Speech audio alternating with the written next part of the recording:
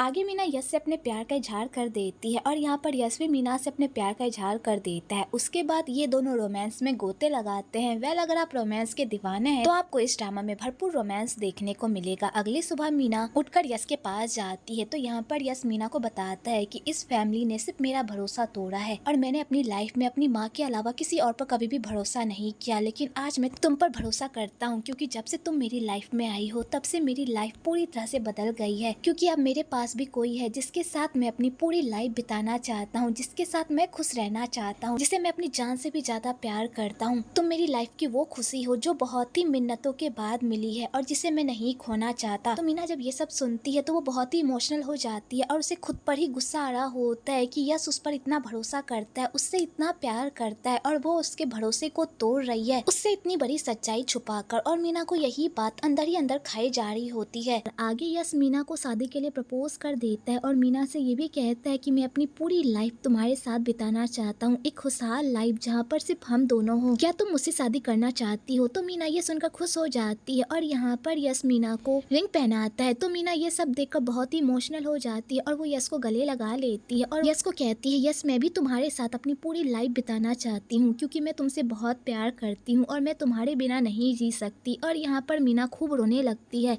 क्योंकि उसे बुरा लग रहा होता है कि वो यश से इतनी बड़ी बात छुपा रही है और उसे बता भी नहीं पा रही। इसलिए वो यश से वादा करती है कि इसलिए वो खुद से वादा करती है कि एक बार चीजों को सॉर्ट आउट हो जाने दो, उसके बाद मैं खुद तुम्हें सारी सच्चाई बता दूंगी। और यहाँ पर यश मीना के साथ अपनी नई लाइफ की शुरुआत के सपने देखने लगता है क्योंकि यश ने अपनी लाइफ में जो भी चाहा होता है वो सब पूरा हो रहा होता है। आगे फैसले की घड़ी आ जाती है कि इस कंपनी का चेयरमैन कौन बनेगा, प्रेम या यश। इसे सारे लोग बोर्ड मीटिंग में आते हैं जहाँ पर ये फैसला होने वाला होता है कि इस कंपनी का अगला चेयरमैन कौन बनेगा, क्योंकि चेयरमैन की पोस्ट के लिए दो बंदे खड़े होते हैं, यश और प्रेम। और ये बात वोटिंग से डिसाइड होने वाली होती है कि जिसे भी इस कंपनी में सबसे ज्यादा वोट मिलेंगे वही इस कंपनी का चेयरमैन होगा। आगे सारे लोग यश और प्रेम को वोट देने लगते हैं। तो यहाँ पर नुआन को कहती है कि पैट तुम हमारे साथ ही हो ना, तुम हमें ही वोट दोगी ना, अगर तुम हमें वोट दोगी तो यश हमारा कुछ भी नहीं बिगाड़ पाएगा और प्रेम ही इस कंपनी का चेयरमैन बनेगा। तो पैट यहाँ पर नुआन को कुछ भी नहीं बताती क्योंकि उसने पहले ही यश को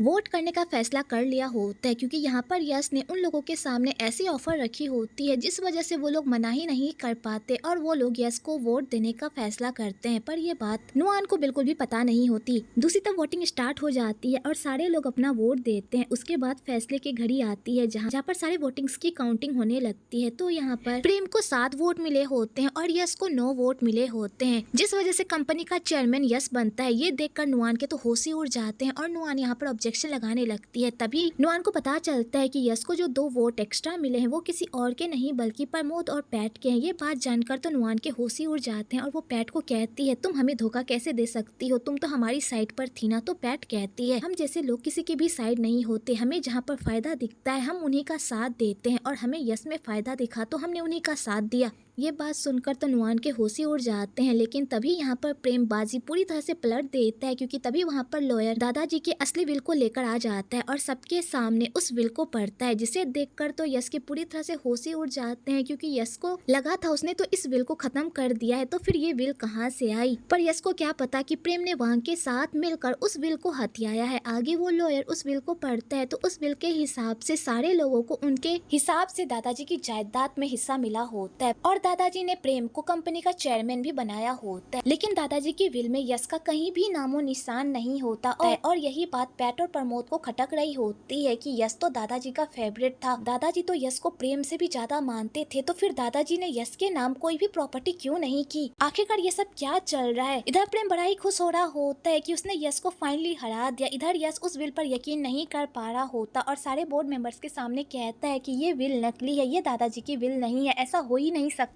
लेकिन तभी प्रेम उसे सच का आईना दिखाता है और कहता है, ऐसा हो नहीं सकता बल्कि हो गया है, दादाजी ने मुझे इस कंपनी का चेयरमैन बनाया है और तुम्हें एक फूटी कोड़ी भी नहीं दी है। इसका मतलब दादाजी तुम्हें चाहते ही नहीं थे, इसलिए इस कंपनी से दफा हो जाओ क्योंकि इस कंपनी में अब तुम्हारा कोई हक नहीं है और ना ही तुम इस कंपनी के कभी भी चेयरमैन बनोगे क्योंकि इस कंपनी का चेयरमैन तो अब मैं ही रहूंगा। तो यस ये सारी बातें सुनकर पूरी तरह से पगला जाता है। दूसरी तरफ मीना वांग के चंगुल से अपने पेरेंट्स को छुड़ाने के लिए पुलिस की हेल्प लेती है और पुलिस को उसी अड्डे पर लेकर जाती है जहाँ पर वांग ने उसके पेरेंट्स को बंदी बनाकर रखा होता है। पर वहाँ जाने पर भी उसे कोई फायदा नहीं मिलता क्योंकि वांग ने पहले ही वहाँ पर सबको सफाचट कर दिया होता है, जिस वजह से मीना को वहाँ पर कोई सबूत नहीं मिलता बल्कि उसे खाली हाथ ही वापस आना पड़ता है। आगे मीना वांग से मिलने के लिए जाती है और वांग को कहती है कि आखिरकार मेरे पेरेंट्स कहाँ हैं, मुझे मेरे पेरेंट्स से मिलना है, तुमने मुझे जैसा कहा मैंने वैसा ही किया। तो वांग कहता है सब्र करो, मैं तुम्हें तुम्हारे पेरेंट्स से जरूर मिलवाऊंगा, लेकिन उससे पहले ये तो जान लो कि तुम्हारी वजह से तुम्हारे यश पर क्या बीत रही है। तुम्हें पता है तुम्हारी वजह से यश का सपना चकनाचूर हो गया है। यश अब उस कंपनी का चेयरमैन नहीं बल्कि प्रेम उस कंपनी का चेयरमैन है और ये सब किसकी वजह से हुआ है, ये सब सिर्फ तुम्हारी वजह से हुआ है। जब यश को पता चलेगा कि वो जिस लड़की से इतना प्यार करता है, जिस पर इतना भरोसा करता है, उसी लड़की ने उसकी खुशियों को आग लगाई है, तो तुम्हें पता है वो तुम्हारे साथ क्या करेगा। और यहाँ पर वांग ये सारा कारनामा करके वहाँ से चला जाता है। तो बेचारी मीना अपनी फूटी किस्मत पर रो रही होती है क्योंकि उसी की वजह से यश का सपना टूट गया होता है और यश के हाथ से एच ग्रुप भी चला गया होता है। इधर वांग ये सारा कारनामा करके बहुत ही खुश हो रहा होता है, पर मुझे वांग पर गुस्सा आ रहा होता है कि अगर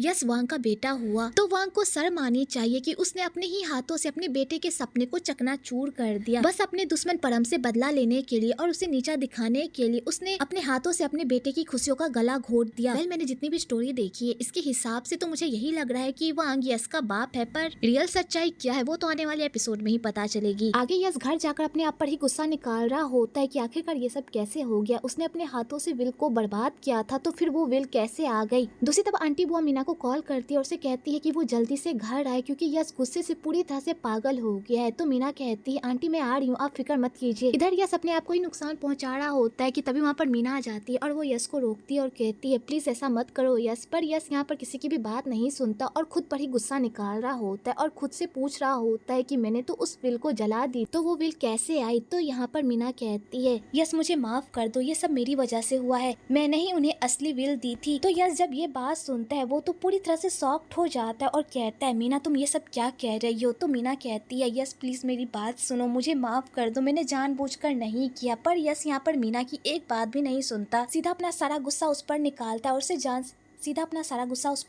उसे जान से मारने की कोशिश करता है। तो यहाँ पर सारे लोग उसे रोकने की कोशिश करते हैं पर यहाँ पर यश किसी की भी बात नहीं सुनता क्योंकि वो काफी गुस्से में रहता है क्योंकि मीना ने उससे झूठ बोला होता है और उसके भरोसे को भी तोड़ा होता है। तो यहाँ पर मीना यश को कहती है यश प्लीज मुझे माफ कर दो, मुझसे बहुत बड़ी गलती हो गई। तो यश कहता है मीना मैं तुमसे प्यार करता था, तुम पर भरोसा करता था, लेकिन तुमने मेरे साथ क्या किया, तुमने मेरे साथ दगा किया। आखिरकार तुमने मेरे साथ ऐसा क्यों किया, तुम्हें पता था ना कि मैं एच ग्रुप का चेयरमैन बनना चाहता था, लेकिन तुमने ये सब जानते हुए भी मेरे साथ धोखा किया। तो यहाँ पर मीना जब यश की ऐसी बातें सुनती है तो उसे अपने किए पर बहुत ही पछतावा होता है और यहाँ पर मीना यश को मनाने की कोशिश करती है और कहती है यश मुझसे बहुत बड़ी गलती हो गई, प्लीज मुझे माफ कर दो। और यहाँ पर मीना ऐसी हाल में भी यश को शांत करने की कोशिश करती है। तो बेचारा यश भी मीना की ऐसी हालत देखकर पूरी तरह से टूट जाता है और मीना को छोड़ देता है, जिस वजह से मीना पूरी तरह से बेहोश हो जाती है। तो यहाँ पर सारे लोग उसे रूम में ले जाने लगते हैं पर यश यहाँ पर किसी को भी मीना को छूने से मना करता है और कहता है कि सब यहाँ से चले जाओ। तो यहाँ पर सब लोग यश को कहते हैं कि मीना की हालत ठीक नहीं है, इसे रूम में ले जाना चाहिए। पर यश यहाँ पर किसी की भी बात नहीं सुनता और सारे को अपने घर से बाहर निकाल देता है और उसके बाद वो मीना का फोन चेक करता है जिसे देखकर वो पूरी तरह से शॉक्ड हो जाता है। दूसरी तरफ प्रेम और उसकी माँ का सपना फाइनली पूरा हो जाता है और प्रेम फाइनली इस कंपनी का चेयरमैन बन जाता है, जिसे पाकर वो फूले नहीं समाता और कहता है अब ये कुर्सी मेरी है और इस कुर्सी पर अब कभी भी यश हावी नहीं हो सकता।